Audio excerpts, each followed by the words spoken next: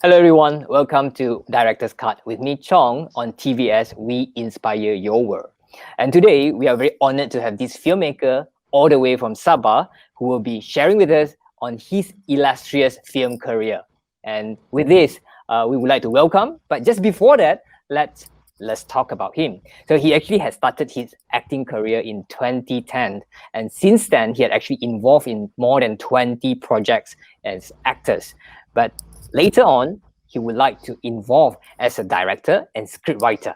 And since then also, he had actually directed 8 feature-length film and 7 short film. And he started writing his own script.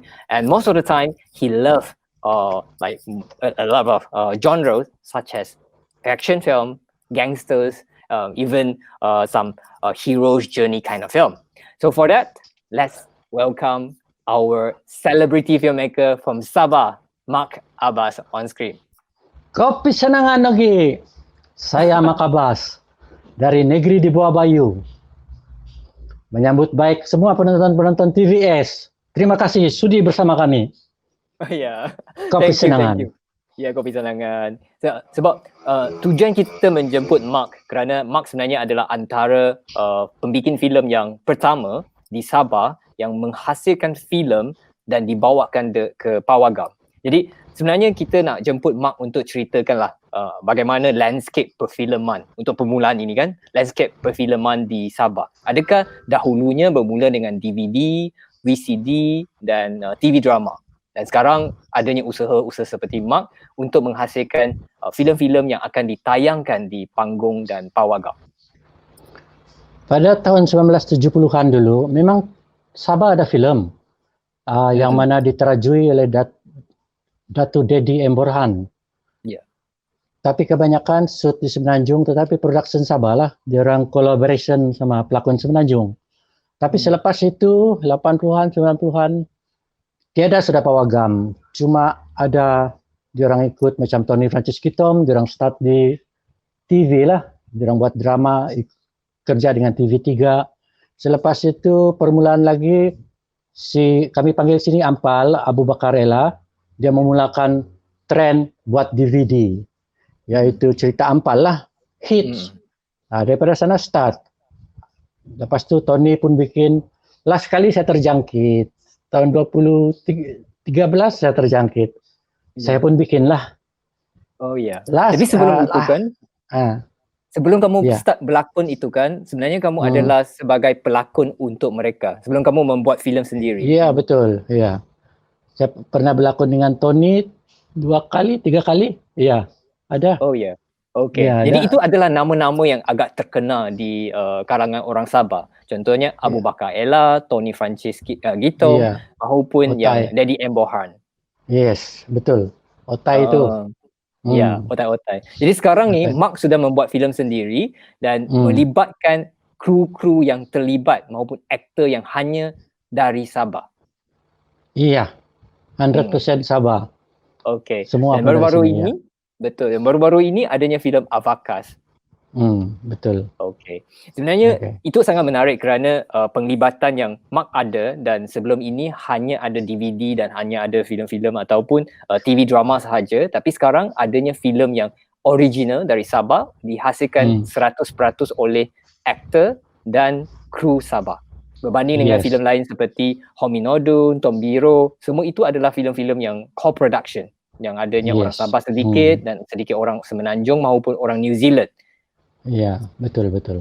Okey. Tapi jadi, yang Avakas ni ada jugalah saya pelakon undangan 3 orang putih. Sebab mana ada orang Sabah macam muka British kan, terpaksa lah. Ya, faham. Tapi saya dengar proses untuk mencari itu sebenarnya sangat mencabar ataupun sebenarnya melalui satu proses yang sangat kreatif. Mungkin Mark boleh cerita bagaimana proses kreatif itu untuk mendapatkan pelakon-pelakon yang ada muka British itu dalam filem Avakas. Iya, mula-mula saya perlu 7 orang, 6 orang lah. Jadi saya post di Facebook, siapa yang rasa muka ada macam orang putih, coba kontak saya. So dia orang datanglah yang mixed blood kan, saya tengok boleh. So mungkin saya taruh dari belakang sikit. Tiba-tiba ada volunteer. Ini betul-betul, tapi dia American. Dia orang tu yang kami panggil elder. dia orang pergi menginjil. So dia volunteer, dia bilang dia mau tolong Sabah. So panggillah, betul-betul orang putih lah. Dan dalam masa 10 minit on kamera, saya ajar dia orang berlakon. Dan dia orang dapat buat. Sudah masuk filem kan, lulus. Oh Dia ya. shoot dari pukul 8 pagi sampai pukul 2 petang, terus pulang. Esok dia pulang Amerika. Oh ya. Okay. Iya. Sebenarnya konsep itu sangat menarik kerana Ah. pembikinan filem di Sabah itu sangat-sangat bergantung kepada semangat gotong royong itu. Jadi kembali Betul. kita akan bincangkan tentang semangat Mita Tabang ataupun gotong royong di Sabah, dan stay tune. Pantak tadaw bahina. Nasusuon na sa ngulun tanak. Tanak di kikinawa tasagit. Mangawit na pibabasan di tulun toko.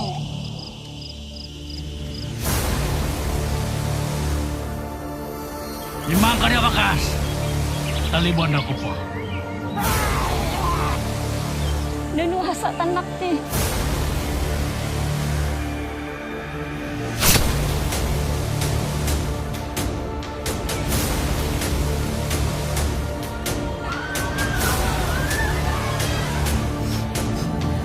Sumayaw na tayo ko.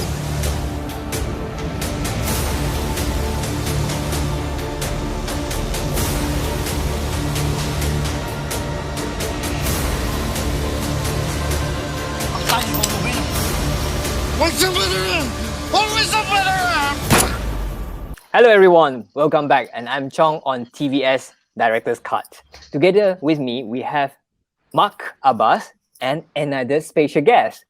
Guess who? Okay, she's actually Chechi, and Chechi is actually the second heroine for Avakas, and also she has been involved in many production done by Mark Abbas. For instance, she has become the makeup artist, the costume and props designer, for instance, and she has been involved in many films that have been run by Mark. So let's welcome Chechi. Hai. Apa kabar juga dengan Chong? Baik. Harap kamu baik di sana.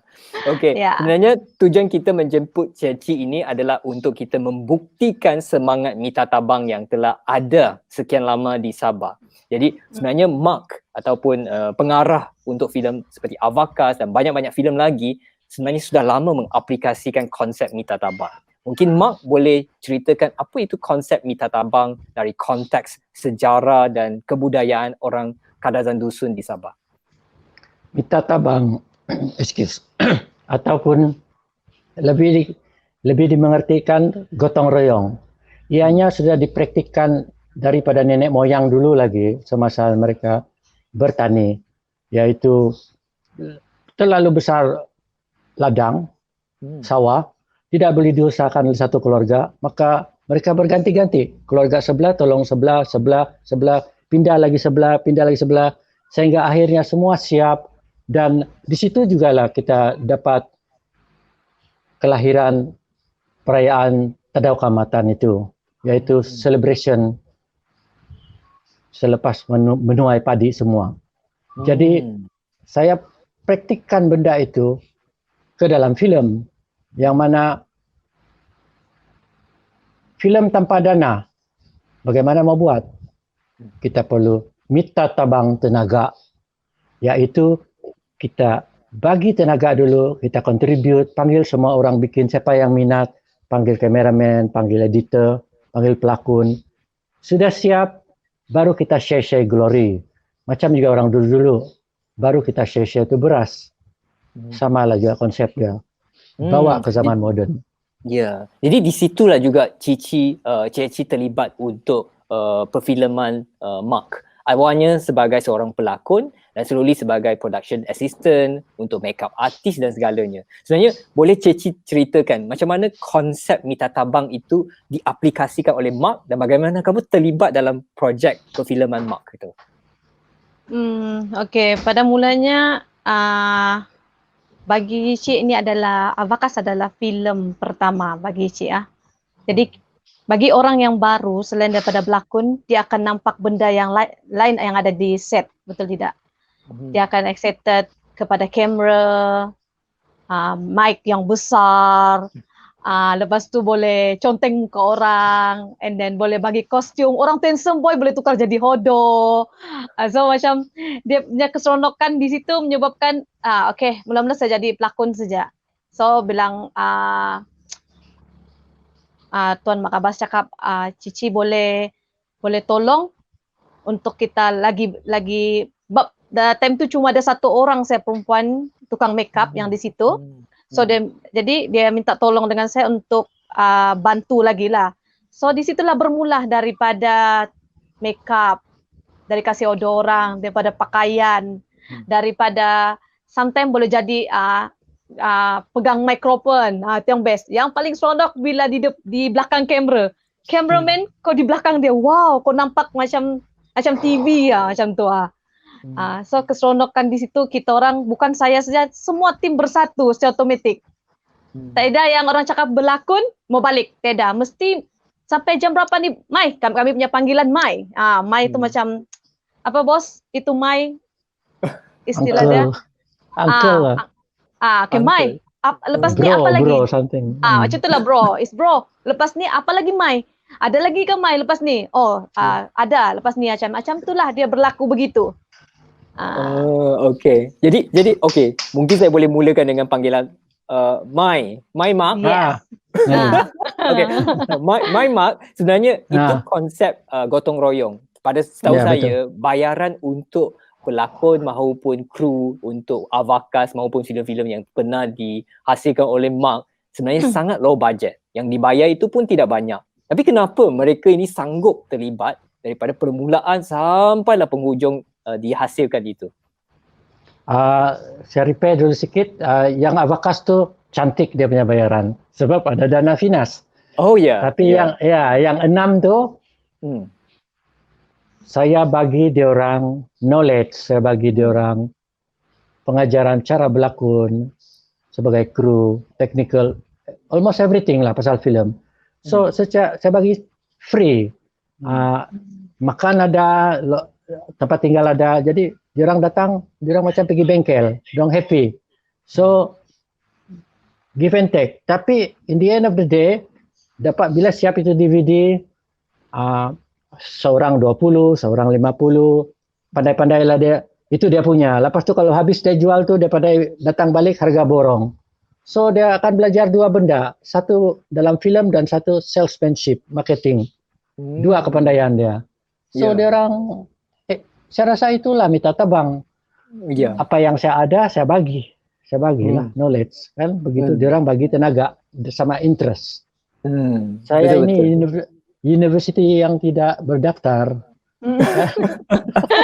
Ya, setahu saya Mak sebenarnya pun menjual filem sendiri dalam bentuk DVD di Tamu ataupun di pasar lah, kalau kita namakan pasar di sini kan. Jadi Mak itu sudah agak dikenali di tamu-tamu di sekitar KK, di sekitar Putatan, Penampang kan. Mungkin boleh cerita bagaimana kamu menjadi filmmaker dan pada masa yang sama juga menjadi penjual ini telah membantu kamu untuk go to the ground, menjadi seorang yang kurang ego untuk menghasilkan filem kamu.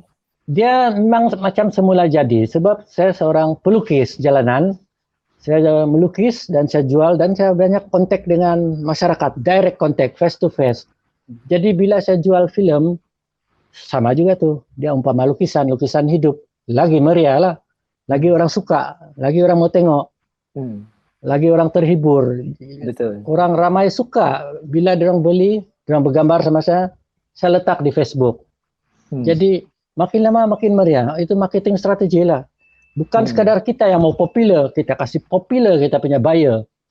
So sama-sama popular. So in the end of the day, itu orang semua rasa ini film kami. Bukan film Mak Abbas saja, tetapi film kami sama-sama kita bina. Bukan sekadar pelakon saja, pengarah ataupun kru yang membina, tetapi penonton juga bina film itu. Ya, konsep itu saya sangat suka. Kerana setahu saya semasa mau menghasilkan Avakas, dananya tidak cukup dan perlukan lagi dana yang tambahan. Jadi Mak dengan tim-tim Mak itu telah keluarkan satu idea untuk mengadakan persembahan khas dan tayangan 10 minit yang khas untuk Avakas untuk mengumpul dana. Dan di situ Iya. juga kita tahu ramai penonton yang datang. Mungkin boleh cerita sedikit insiden itu ataupun marketing skill itu. Itu memang kami hampir dead end sebab ada beberapa babak lagi, ada 10, tidak sampai 10 lah. Tapi berat babak tu, perlu travel. Jadi duit tidak cukup. Jadi kami buat keputusan untuk ambil tu sedutan dari Awakas yang sudah kami shoot, footage, kami buat 10 minit, kami buat konsert. Selain daripada tayangkan 10 menit itu, kami buat macam Jackie Chan bikin, dia buat sketsa berlawan dan Cece dengan pelakon perempuan semua menari. Jadi kami jual 500 kursi, habis RM35 satu, dan bagi makan sikit, semua orang meriah. Yang 10 menit tu dia minta 2 kali tayang. So dapat duit tu, sambung lagi syuting. Siaplah Wakas. Wow, memang satu penceritaan yang sangat menarik kerana untuk pengetahuan penonton TVS, sebenarnya Mark mempunyai satu fan base yang sangat besar. Setiap kali dia post sesuatu, paling kurang akan ada 100 maupun yang ke atas beratus-ratus ribu lebih like untuk postnya. Jadi kembali kita akan berbincang dengan dia tentang projek seterusnya maupun soalan-soalan tentang tips-tips berlakon dan tips-tips pengarahannya. Okay, jumpa nanti. Welcome back on TVS Director's Cut with me, Chong. And today we are going to talk with Mark Abbas and Jeci here. And they are from Sabah, okay, one of the most wonderful states in Malaysia. And they are working very hard on their films. And this time around, we would like to talk to them regarding their acting, about their directing, also their future project. Jadi, Mark, setahu saya bahasa memainkan satu peranan yang sangat penting. Begitu juga dengan lakonan-lakonan pelakon supaya mereka sangat meyakinkan. Okey, kenapa saya kata bahasa dan lakonan itu penting? Kerana di Sabah, kalau mau menghasilkan filem-filem yang melibatkan orang-orang asal di Sabah seperti Kadazan Dusun, bahasa itu sebenarnya sudah jarang digunakan. Ramai-ramai orang pemuda sudah tidak tahu pun menggunakan bahasa Kadazan Dusun. Jadi bagaimana Mark memastikan kamu punya pelakon itu boleh berbahasa Kadazan Dusun yang kemungkinan besar akan pupus dalam masa 50 tahun menurut kajian yang diadakan untuk boleh bertutur dalam bahasa Kadazan Dusun dengan lancar dan pada masa yang sama boleh berlakon dengan meyakinkan dan natural. Mungkin Mark boleh kongsikan? Saya tidak boleh ajar orang bercakap Kadazan Dusun, tetapi saya boleh buat dia nampak macam Kadazan Dusun di dalam filem. Teknik dia senang saja. Iya. Paham maksudnya beza dia itu kan? Iya. Bila dalam film kamu akan percaya dia betul-betul Kadazan Dusun ni orang. So teknik dia begini. Nih headphone. Saya bagi dia WhatsApp, intonasi, saya akan sebut itu ayat dia, skrip dia, dan dia akan pasang di telinga dia sepanjang malam. Kan lagu Korea pun kita boleh hafal, kita tidak mengerti, besok kita boleh nyanyi lagu Korea. Apalagi cap Kadazan Dusun, kan? Iya. No, macam air keluar tuh. Lepas tu kasih paham lah apa maksud perkataan itu dan bagaimana penjiwaan dia. Cantik. Kita pun bulat-bulat percaya. Kurang lebih begitulah dia punya trik. Itu trik lah bahasa. Tetapi sebaik-baiknya memang kita coba carilah anak muda yang boleh berbahasa. Kalau kita well prepared, macam hero Awakas, saya suruh pergi belajar Kadazan. Dia dusun, dia punya slang lain tau. Tapi dia pergi belajar. So, boleh lah. Boleh lepas. Boleh tipu lah. Biasa dia kalau kita buat filem, kita tipu penonton. Jadi kalau mau menipu, jangan alang-alang menipu. Tipu habis-habis. Sampai penonton percaya. Bukan tipu jahat, tetapi untuk menyempurnakan cerita itu. Mungkin Mark boleh cerita kenapa di sebalik penghasilan filem itu sebenarnya apa objektif utama? Adakah ingin membawakan orang muda untuk menghargai budaya Kadazan Dusun dan begitu juga untuk menghasilkan lebih banyak filem-filem seperti ini pada masa akan datang? Mark, silakan. Besar dia punya, saya punya misi dalam ini filem. Pertama ialah Awakas adalah tentang headhunter kan. Kita di Borneo memang popular ancestor kita headhunter. Saya punya dream adalah memberitahu seluruh dunia bahawa kami bukan suka-suka headhunting. Dalam cerita itu, kami buat itu sebab ritual, self-defense, out of respect, kami simpan itu kepala. So we don't cut head for fun. Mungkin kurang lebih begitulah itu nenek moyang. So itu satu. Jadi bagaimana kita mau cerita kepada dunia? Kalau kita cerita itu saya bilang tidak suka. So kita letak itu bahasa. Kita kasih kau-kau itu bahasa ataupun kita kasih iyalah bahasa kita yang jarang didengar. Contoh dia Apokalipto. Mana kita mengerti bahasa dia itu kan, tetapi cerita dia. Jadi kurang lebih begitulah itu. Perjuangan dalam film Abakas itu terlalu banyak.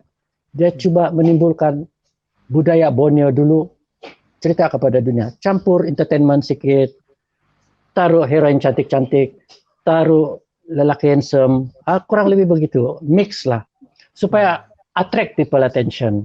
Dan bahasa yang paling saya selalu yang saya pakai dalam Abakas, simple bahasa dia itu. Yang kalau orang tengok dia paham macam begitu, run away, go away, macam tu, simple. Dia saya tidak kasih terlampau sastra, sebab kita mau bercerita biar orang paham. Iya, betul. Saya dapat jawab ke soalan kau. Betul. Sangat dapat menjawab. Pada saya itu adalah satu objektif yang sangat murni. Yang pertama, untuk menarik ramai penonton kembali ke Pawagam untuk menghargai filem-filem yang menceritakan tentang sejarah, budaya dan society di Sabah. Jadi itu pada saya sudah mencapai, kerana untuk tayangan premier Mak Abbas filem Abakas ini sebenarnya lebih daripada tempat duduk punya penonton sudah menonton di sana. Full sampai semua kena duduk di atas lantai. Yes. Okey. Jadi mungkin boleh Mak menceritakan apakah projek yang akan datang. Mungkin itu adalah untuk memberi hint kepada penonton supaya mereka bersedia untuk menonton filem yang seterusnya daripada Mak. Sebelum saya hint, itu projek akan datang, apa yang motivate saya mau buat lagi projek akan datang? Ialah Abakas. Abakas sudah sampai London, di NIF, dia selected, and then dia dapat honorable mention, and then KKIF Sabah terima juga. Then the latest coming soon next week, San Francisco selected, nominated best best film, best scoring, best director. So daripada itu motivate saya tidak bilang impikan kemenangan, tidak, tetapi saya impikan perhatian. Jadi next project saya masih mau ambil perhatian dunia lagi. Itu yang bikin motivate saya. Next project saya mau buat lagi cerita World War II yang kita hadapi di Borneo. Ini ada besar sedikit. Semoga kamu doakan ini berjaya. Mungkin takes 1.5 years bikin. Sama juga konsep gotong royong. Itu. Tajuknya Silence of the 177.